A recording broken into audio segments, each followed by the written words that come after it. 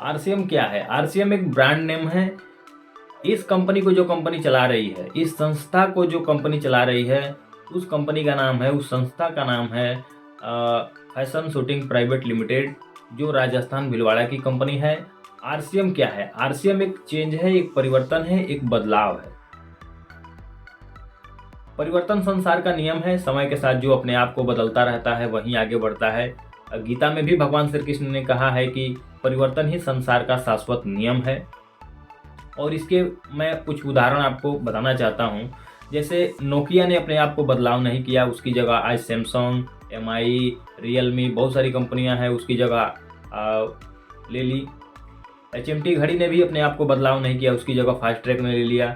Kodak reel पहले आता था, उसने भी अपने आप को बदलाव नहीं किया, उसकी जगह आज कैनन ने ले लिया। और याहू, पहले याहू डॉट करके आता था, उसने भी अपने आप को बदलाव नहीं किया और उसकी जगह आज gmail.com ने ले लिया। साथियों, समझने वाली बात है कि इतनी सारी कंपनियां, इतनी सारी नामी जानी कंपनियां जो अपने आप में बदलाव नहीं की, वो बदलाव नहीं करने के कारण आज समझिए कि आज मार्केट से पूरी तरह से विलुप्त है। तो चेक योर सेल्फ, हमें भी चेक करना है कि कहीं हम भी उस बदलाव को अगर स्वीकार नहीं करते हैं तो हमारा भी अस्तित्व खतरे में नजर आता है। हमें भी बदलने की ज़रूरत है। परंपरागत बाजार व्यवस्था को बदलने की ज़रूरत है। जो पुरानी बाजार व्यवस्था है, जो सदियों से चलती आ रही है, पुराना बाजार व्यवस्था, उसी बाजार व्यवस्था को हमें बदलना है। और क्यों बदलना है, आइए हम उसके बारे में बात करते हैं। हम कहीं ना कहीं काम करते हैं, जॉब करते हैं, नौकरी करते हैं, उसकी वजह से हम पैसा कमाते हैं। पैसा या तो हम बचत करते हैं या हम खर्च करते हैं। खर्च कहाँ करते हैं?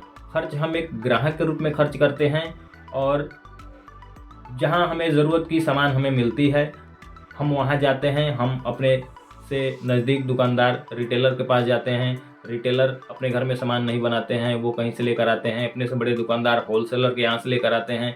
होलसेलर भी अपने घर में नहीं बनाते हैं, वो अपने से बड़े दुकानदार डीलर से लेकर आते हैं। डीलर भी अपने घर में नहीं बनाते हैं, वो कैरी एंड फॉरवर्ड एजेंट से लेकर आते हैं। और एजेंट संपर्क करते हैं किसी न किसी मैन्युफैक्चरिंग कंपनी से। यही बाजार व्यवस्था चलता आ रहा है सदियों से। मान लीजिए कि अगर कंपनी में कोई 40 रुपए का सामान बना और 10 रुपए प्रॉफिट के साथ अगर वो कंपनी 50 रुपए में तैयार करती है, तो क्या वो 50 रुपए का सामान ग्राहक को मिल जाएगा? नहीं साथियों, नहीं मिलेगा। क्योंकि इस बाजार व्यवस्था में बहुत सारे जो बीच में मिडिल मैन लोग हैं और बहुत सारे एडवर्टाइजमेंट हैं, उसके माध्यम से ये प्रोडक्ट हमारे पास पहुंचेगा। तो सबसे पहले कंपनी क्या कराती है? विज्ञापन कराती है, प्रचार कराती है, बड़े बड़े एक्टर एक्ट्रेस को हायर करती है और करोड़ों रुपए दे करके उनसे प्रोडक्ट का प्रचार कराती है। और वो लाखों करोड़ों रुपए लेकर के उस विज्ञापन, उस कंपनी का प्रचार करते हैं। तो 10% वहाँ भी पैसा खर्च होता है और बीच में मिडिल मैन लोग भी होते हैं। अगर ये भी 10% पकड़ते हैं तो टोटल 40% इन लोगों में भी बढ़ जाता है। और इस तरह से सामान हमारे पास पहुँचते पहुँचते वो टोटल 100 रुपये का हो जाता है। यानी कि 50 रुपये में कंपनी में 50 रुपये का सामान बना और हमारे पास पहुँचते पहुँचते सीधे वो 100 रुपये की, यानी कि 2 गुना रेट में हमें मिलता है। इस बाजार व्यवस्था में सबसे बड़ा नुकसान क्या है कि ग्राहक को सामान महंगा मिलता है, दूसरा नकली भी मिलने के चांसेज होते हैं, और तीसरा जो सबसे बड़ी बात है, कंपनी पैसा लगाकर पैसा कमा रही है, बीच के लोग पैसा लगाकर पैसा कमा रहे हैं, लेकिन पैसा हम भी तो लगा रहे हैं, लेकिन हमें क्या मिल रहा है? जीरो मिल रहा है।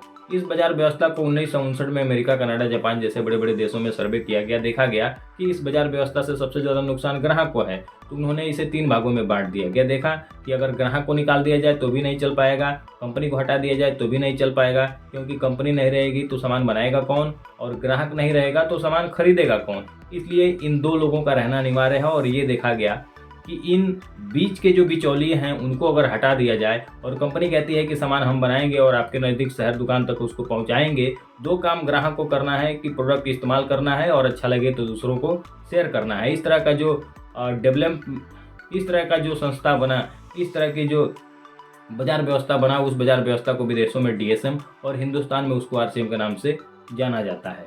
आइए देखते हैं कि पुराने बाजार व्यवस्था में क्या खामियां रही है, उस चीज़ को हम लोग थोड़ा सा हाईलाइट करते हैं। कि पहला है, व्यवसाय की पूरी श्रृंखला में ग्राहक को छोड़ करके सभी लोग लाभ कमाते हैं। व्यवसाय की पूरी श्रृंखला में ग्राहक को छोड़कर सभी लोग लाभ कमाते हैं, जबकि सबसे महत्वपूर्ण ग्राहक ही है। दूसरा, पूरा व्यवसाय ग्राहक के पैसों से चलता है, परंतु ग्राहक व्यवसाय का भागीदार कभी नहीं बन पाता है। तीसरा, उत्पाद के प्रचार प्रसार के खर्चों का भुगतान भी ग्राहक को ही करना पड़ता है। चौथा है, ग्राहक को ओरिजिनल सामान मिलने की गारंटी नहीं मिल पाती है। पांचवा है, भ्रमित विज्ञापनों से ग्राहकों को गुमराह कर मुनाफा वसूली होती है। छठवां है, पहले से बड़ी पूंजीपति कंपनियां भारी विज्ञापन करके और बड़ी होती जाती है, वह आम आदमी और भी गरीब होता जाता है। सातवां है, आम आदमी का विकास का इसमें कोई उपाय नहीं है।